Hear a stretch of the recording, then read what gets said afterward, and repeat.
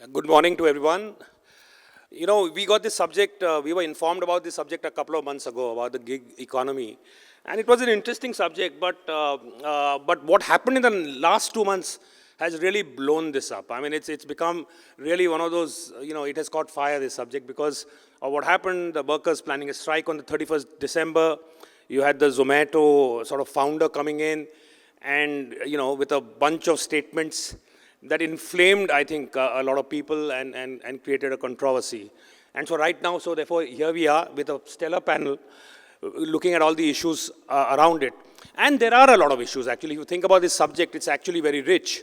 There is a moral issue in terms of, how should one be treating people who have a dire need.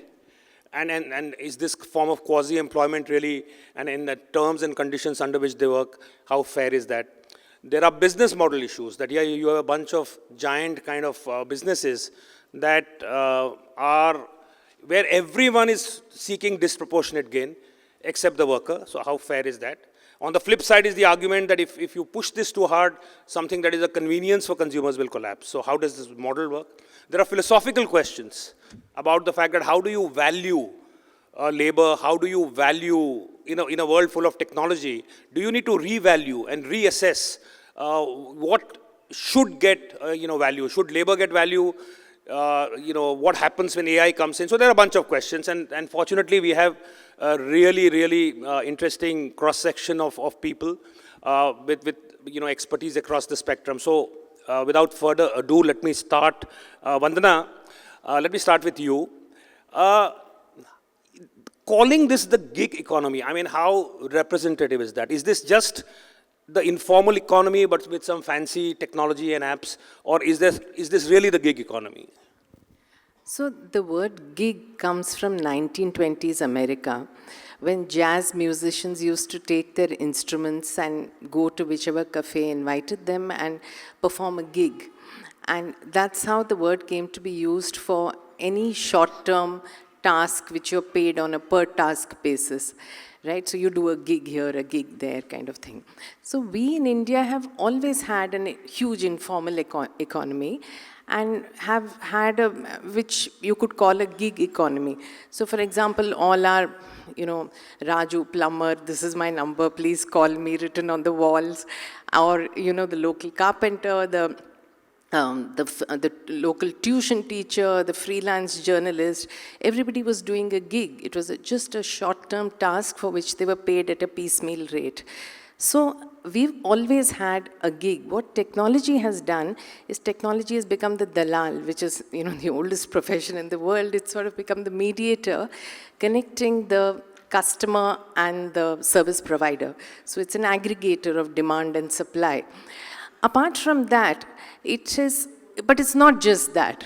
So it also controls, it tracks relentlessly, it sets the price of the service. So it is the old gig economy, but some of the freedom of the gig worker taken away and replaced with more control. And whether the gig worker is happier because of that, whether his income has increased because of that, is a moot point. Dr. Mohan, what is your take on this? Well, I found a good definition of gig workers. A gig worker is a person who performs work outside the employer and employee relationship. There is no interface between the employer and the employee. Interaction of the worker is only with an app. The worker is theoretically self-employed, but not really. He is or she is totally dominated by the platform and has little power in terms of what he does. So it's much more than the informal workers we've always had, and all kinds of examples of informal workers. But I found this, and I thought this was a very apt, brief definition.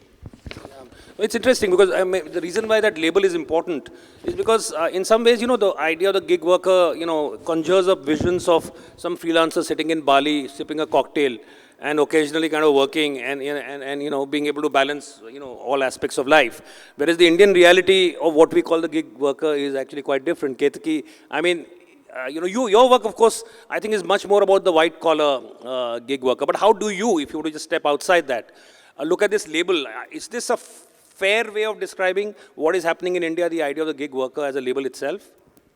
I have a slightly different nuance to that. I think informal versus formal is a way in which you are engaged with an organization. Gig is an entirely different axis. So it's an axis about how work is structured. So really, informal versus one axis is about contracts, and the other axis is about work architecture. So how is work sliced, distributed, and controlled? Right. Dr. Mohan, just help us put this in perspective. How significant, in a historical context, how significant is this change? Is this the new industrial revolution? Is this, what is the scale of change we are seeing? And of course, keeping the imminence of AI in mind, the meaning of work, is it being fundamentally redefined, or is this just an incremental change? No, I can't say that work is being fundamentally redefined, but this is clearly a new avenue of work which has not existed before. So I was looking at some numbers. I'm an economist, so I have to give some numbers to earn my living. It turns out, from whatever estimates that exist, there's incredible growth taking place in the number of gig workers. 7 million in 2019, 14 million already in 2025, and estimated 25 million in 2030. And it's good to compare it that the total number of industrial workers, or in organized industrial workers, in India is only 18 million.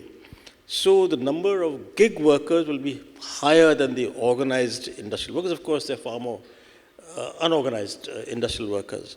So the point is that this is becoming a major employment source in the country and will continue to increase. So I wouldn't, but as far as transformation in employment and occupations has been going on forever. The biggest one, of course, started at the Industrial Revolution, late 18th, early 19th centuries, and now then it happened with internet, and now with AI. So this, in some sense, is a consequence of the internet and the cell phone. So it is interesting that it is very, very different. Various things have combined: information technology, of course, the COVID event really accelerated the increase of gig workers and the supply. Now, in developing countries, there's also this huge excess supply of labor, which is finding jobs as gig workers. And the other thing is, and I think this connects with what you're saying, Ketaki, that there's an increase in education all around. So India is now producing about 10 million graduates a year of varying quality, of course, and many, many more people with secondary education. And they're all looking for this kind of work, which has some literacy involved, etc., more than literacy. And I think you're much better on that in terms of what kind of things they're doing as a consequence. So, in a sense, given the numbers, what a lot of platforms argue is the fact that, they are fundamental kind of, they are, in that sense, really creating employment at scale. And somehow that doesn't seem to be valued enough in a lot of the conversations. On the flip side, Dipinder Goyal's own statement was the fact that, an average gig worker is employed for 38 days in a year. So now, is that employment at all, Vandana? Is that actually employment? I mean, can you have it both ways? Can you say that, we are providing employment to millions of people, and that the meaning of the employment is 38 days a year? I mean, how does this, kind of reconcile itself? So I think that I think all of you know that Dipinder Goyal has done a very popular podcast, and it is sort of, I think what we're getting wrong in this debate is that it's completely polarized the opinion, like everything else in India nowadays, everything, there's no nuance left. So what happens is that people have taken a stand of either tech platforms are good or they're bad, and the workers are the victims. But the story is a little more complicated than that. Tech platforms have provided workers with jobs post-COVID, when many of them had lost their jobs, many businesses had shut down, and in that sense have been a huge savior, and workers have been extremely grateful for that. However, what was supposed to be a gig, which is a short-term employment, has turned out to be a long-term permanent kind of job, and that is not sustainable, because what does this job really need? It's a completely base skill job. You just drive a two-wheeler and you drop a packet. So for people to be doing that for years and with no other option in sight is a problem. And, and we are depending on our demographic dividend for Viksit Bharat, and we are very proud that we have a young population, but we on the verge of becoming a nation of delivery workers, which is not how our young should be used. So in that sense, I think but it's not the tech platform's problem. Where I think there is a problem is in the kind of, in the way the tech platform has been operating. So they have been increasing the commissions charged, so the workers' income has been declining. The costs have increased, but workers have not been compensated. And there is also complete, the algorithm which determines who gets what kind of work and when and where they should go is completely opaque. So workers don't understand why, suddenly their orders have dropped. So and then there is no human interface for grievance redressal. So things like that have been, accumulated grievances, and which is why it erupted into the strike of over 2 lakh gig workers on New Year's Eve. So there's good and bad. There are no heroes and villains in this story, is what I think. The argument that it's a very base skill, right? You're like a fax in slow motion, right? That's what you provide. You send one thing from a physical object from one to the other, and there's currently no other way of doing it.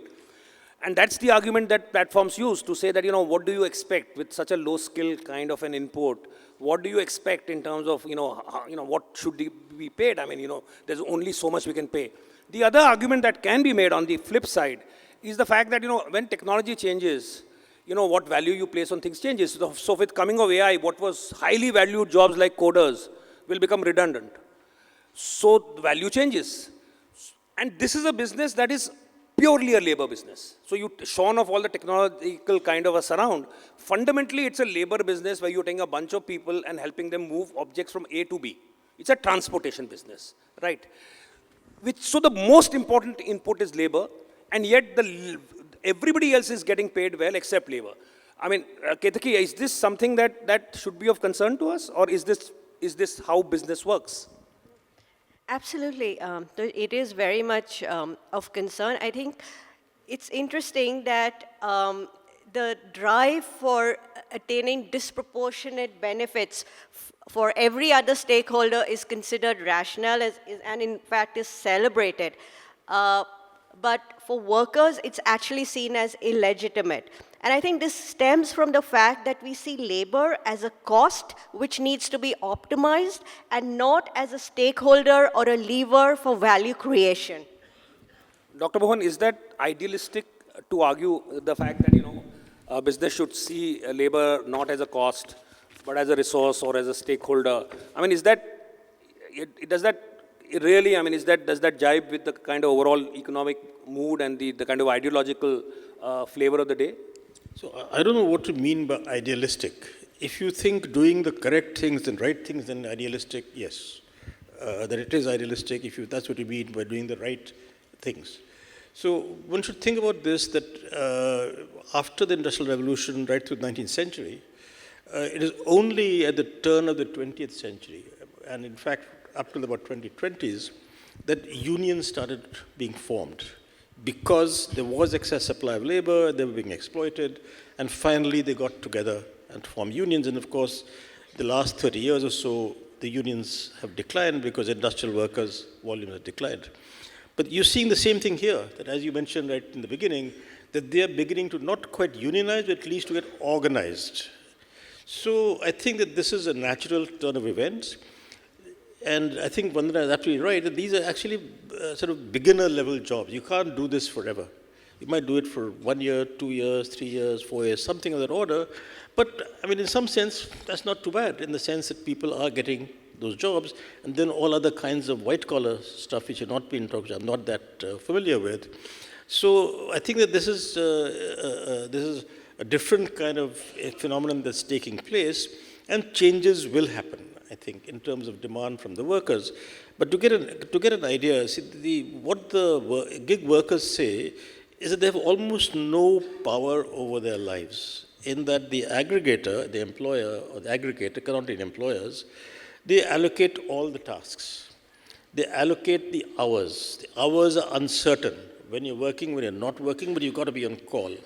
They decide the prices and wages. The worker or the gig worker has absolutely no say in it.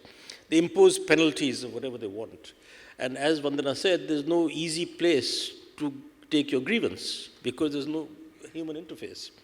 And they can change rules anytime. So, you don't see this almost anything. And so they have all these problems lead to what? Long hours, fluctuating hours, uncertain wages, lack of transparency in wages, unsafe working conditions.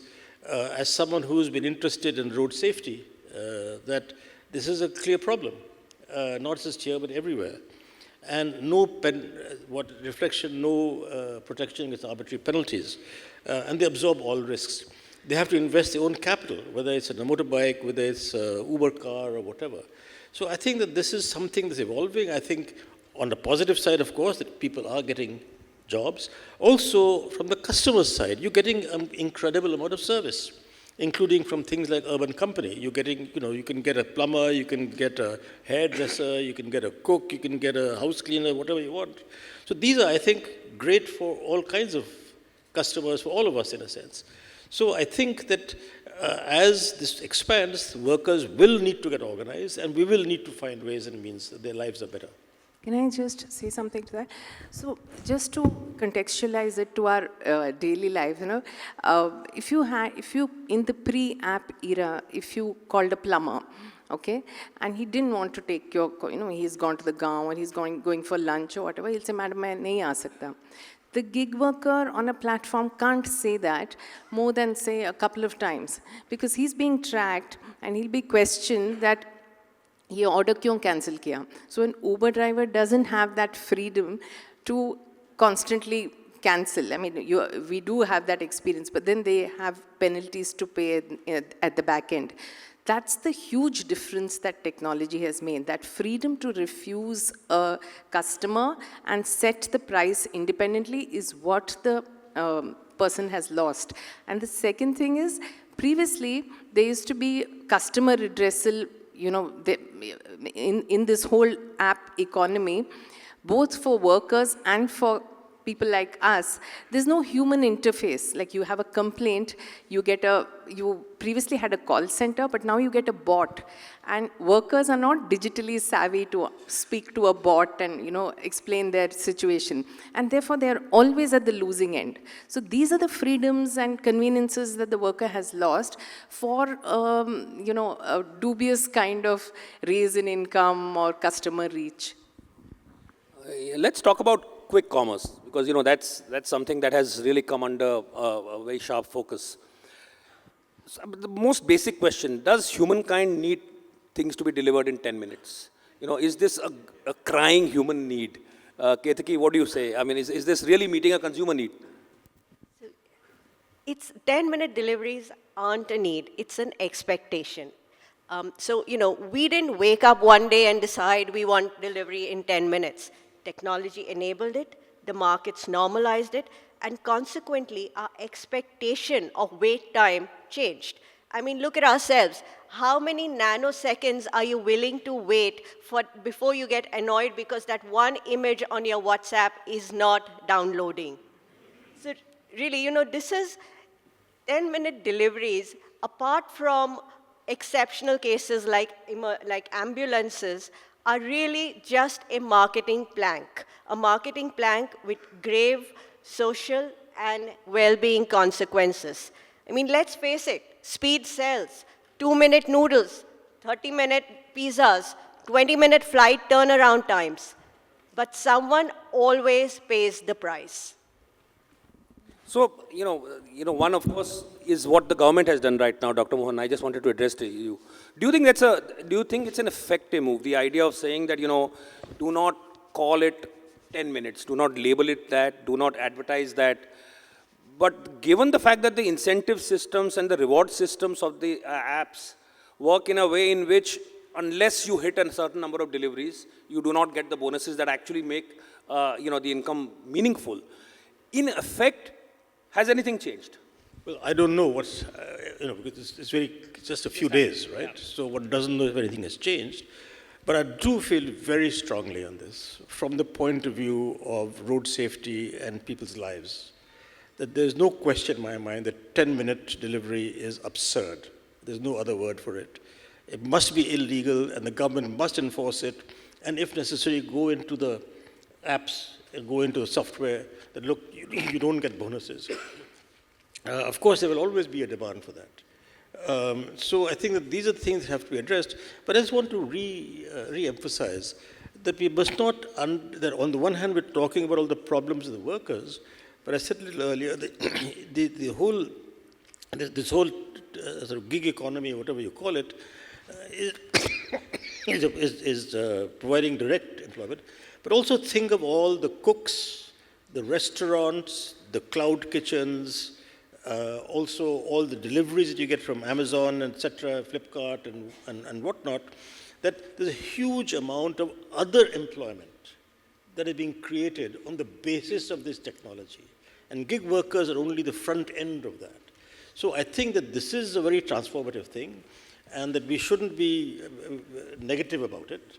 But I do think we need to protect the workers. No, I think that's a very useful kind of a perspective because I think it frames, I think, the issue in a much broader sense.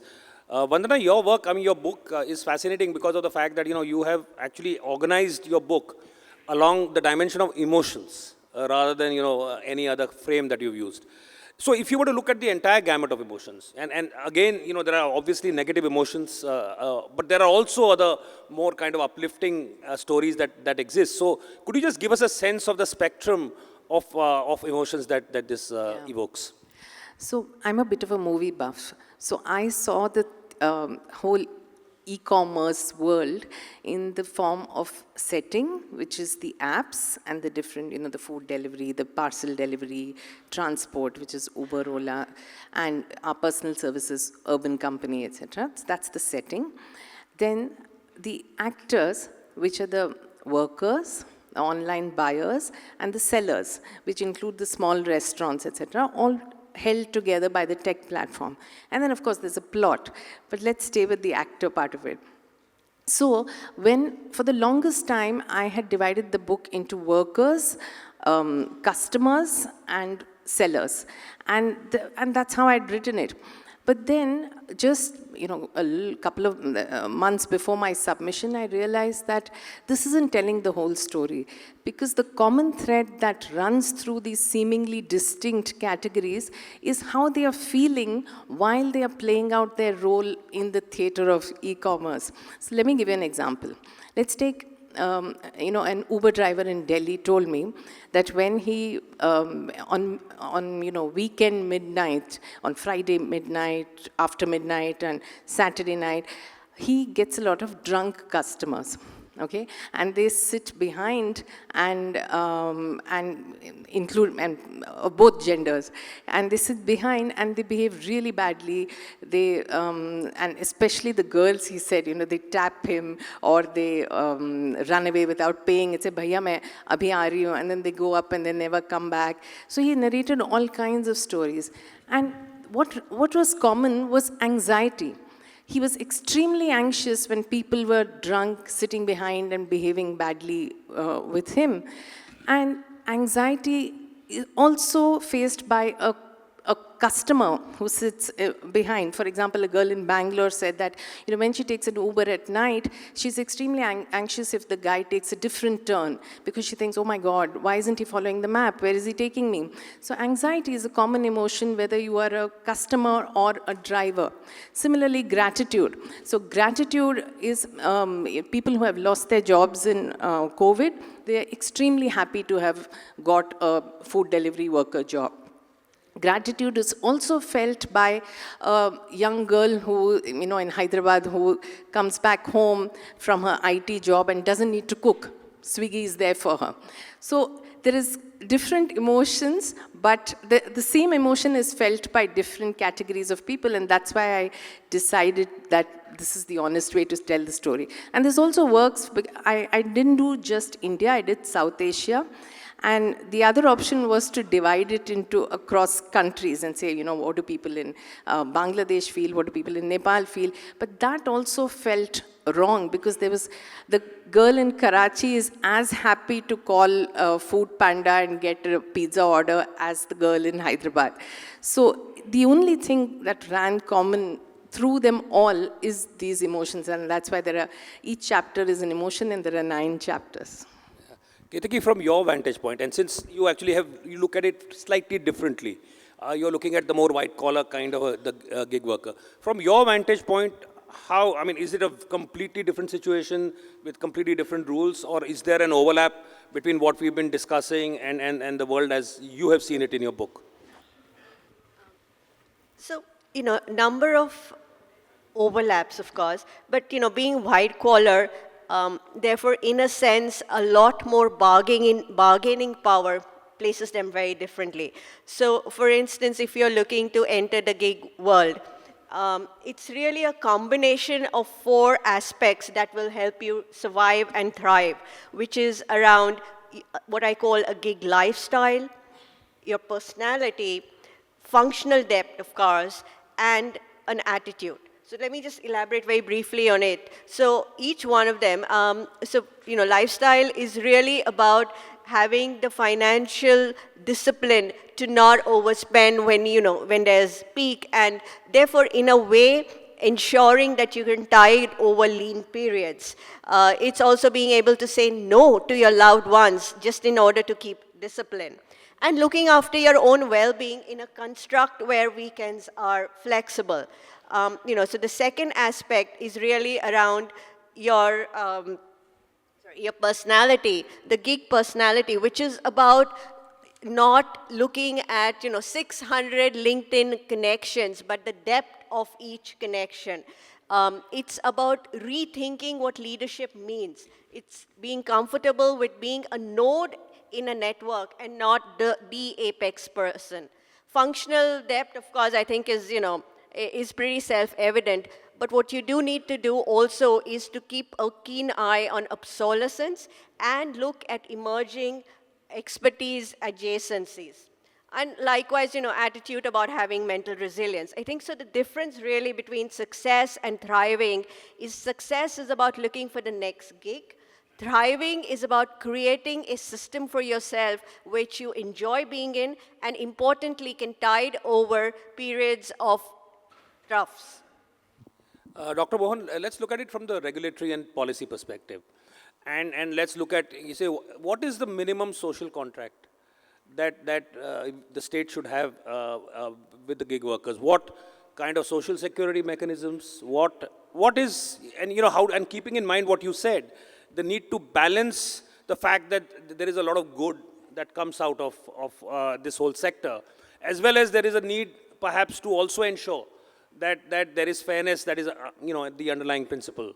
How would you frame this, and how would you balance this in policy terms? Thank you. I think that I've thought a lot about this, even when I was living in the United States, actually. But like most of advice in general, no one listens to me. But here, I think, is a global piece of advice. But these people have no choice. The global piece of advice that this is a unique activity where everything is noted. That is, everything is through information technology. So it's a unique kind of informal work where everyone is registered. Okay. So my simple point is that if it can be calculated how much average workers earn, that you can easily have surcharges on every delivery, on every car ride, on every activity that you do, and the proportion of that goes off into your individual account, say in the national pension system, for example, for old age pension, or into health insurance account. Very easy, you just put a surcharge. And the example actually I emailed, I think, a year and a half ago to Vandana after I visited New York last time. was that if you look at your bill for Uber ride in New York or what DC, etc., something like add-ons were about 20% of the fare, sometimes a little more, to do with city taxes. That's what gave me this idea, actually. That it's very, very easy that the government can say that, look, there's a surcharge of this percentage on every transaction, goes off straight into your individual accounts, and the value of that is for the worker. This is totally in their power. It's their own account. It's portable, just like NPS, National Pension System is, or any of us who have our own health insurance, right? You have your own account in health insurance. It doesn't matter where you work. So I think that this is easy to implement. It'll be empowering the workers, and it can be done worldwide, and give me the patent for that. Yeah, so essentially, if I understand how this works, essentially the consumer pays for this. So neither the platform pays for it, nor the state pays for it. And so just like you paid all these mysterious packing charges, etc., when you order some food, you had one more charge, which that's how you are seeing it work. Okay, I think as we wind down, in terms of our time, let's just switch to the other, subject without which it is, I think, illegal to have a panel, artificial intelligence. What do you think of the impact that AI is likely to have on the idea of work, Ketaki? I mean, you thought a lot about this. There's so much that is being spoken about. There are doomsday scenarios. There are the tech optimists who think the world will be a glowing, happy place. I mean, what is your view? Yes, you're right. I think no discussion is complete today without artificial intelligence, whether it's creativity or business. Let me just focus on one aspect, which I think is a serious concern for all of us, also an opportunity. With the advent of artificial intelligence, there is one key shift that we're looking at, which is work is becoming easier, but securing jobs is becoming tougher. And let me explain that. With AI, work is just becoming easier. You have a 150-page document, ChatGPT or any of the other platforms summarizes it for you in one page. On the other hand, what this also means is that the entry level, the sort of base minimum of expertise required to enter the job market increases. Now, in a country like India, where millions enter the workforce with barely a school certification, some even just partial having done school only partially, this is of serious concern. But I don't want to paint a sort of doomsday picture. I think there is still a window of opportunity, even if narrow, but it's a real window of opportunity. And if we can focus on upskilling and reskilling the population, India has a huge chance to sort of jump onto the leapfrog ladder instead of being sucked into a quicksand of economic recession. Vandana, Why do we have to talk about artificial intelligence? Is it because of lack of human intelligence all around now? you made that, I think that's very rude to say that of the audience. I really think, Dr. Mohan, I think I meant except this panel and this audience. Of course. Current company excluded, for sure. Vandana, I was going to ask you, about what is the emotional impact, that you see of this whole sense of dislocation. There are people who argue that with every new technology, there is a temporary sort of a phase of dislocation, after which new kinds of jobs are created. But in this case, is that likely? And given the fact that a lot of mass jobs, if they get replaced, particularly with the combination of AI and robotics, what happens? I mean, at an emotional and a psychological level, what do you think, even if this period is temporary, what do you foresee? I think we have some clues in our current situation itself. So, for example, I honestly feel that we are losing a lot of social capital because of what quick commerce has done to our buying habits. I'm a big user myself, but I'm flowing with the current. But I notice that what would have been a social interaction at the corner grocery store. I meet a neighbor, I say, okay, what's happening? And, we chat up.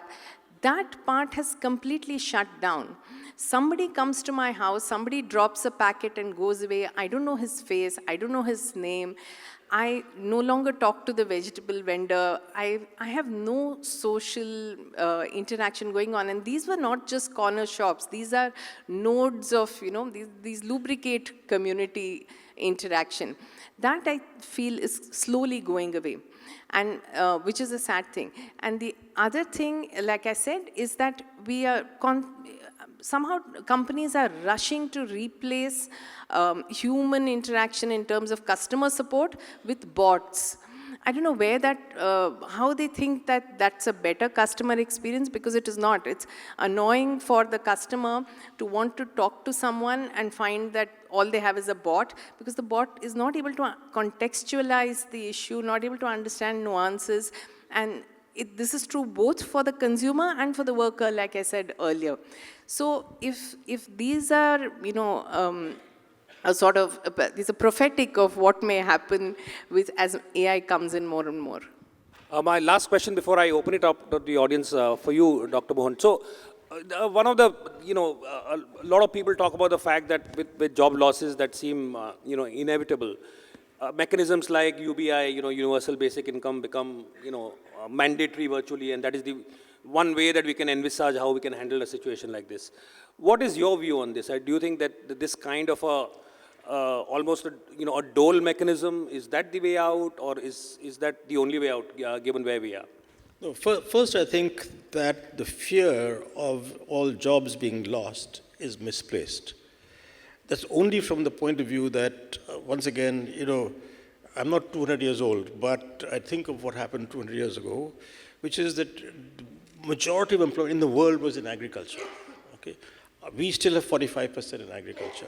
US, as the highest income economy, has probably 2 or 3%. So my point is that these transformations have been taking place all the time, and new kinds of activities show up. Yes, there could be some transitional problems, I would imagine. Also, I think that everything that Vandana has just talked about, people will start figuring out. Like, but I don't like, for example, checking in at a machine at an airport. I like to go to the check-in desk, but that maybe I'm stupid, but it takes more time. So I do think that many of these emotions and these feelings will start coming out. People will start saying, look, I want to go to a shop, or I want to talk to my vegetable vendor, whoever it is. So I'm not so fearful of this, is all I'm saying. As a very macro level, I could be wrong, of course. Sure. Let's open it out. Lots of hands up. Can we have the gentleman here with the impressive white mustache?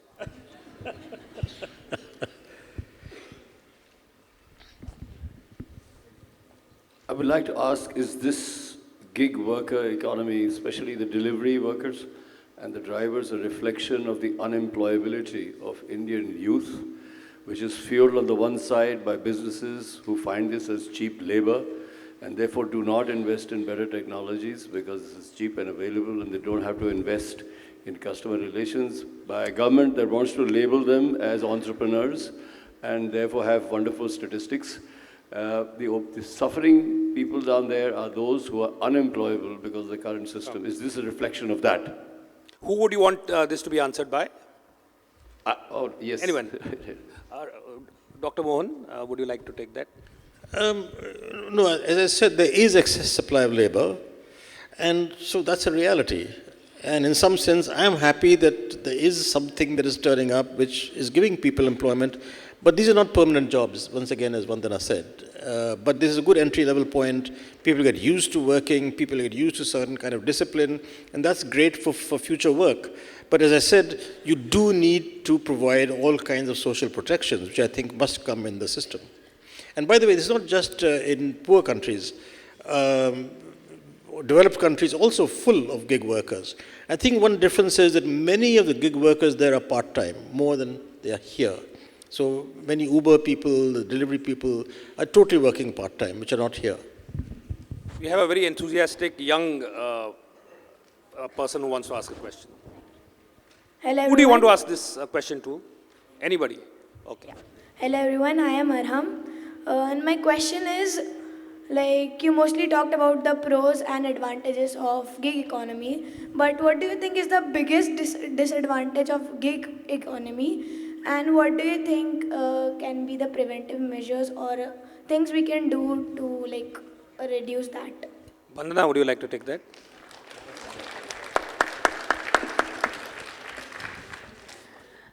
I think one disadvantage is that is making people like you and me really lazy and staying at home and getting things delivered at home. Also ordering food at odd hours, ordering pizza at midnight and not moving and watching TV and eating it. So all those kind of habits which were not there before and which are sort of either not good for health or against our natural body clock, all of that is becoming sort of more and more permanent in our behavior. I think that's something to think about which we can change and is in our control.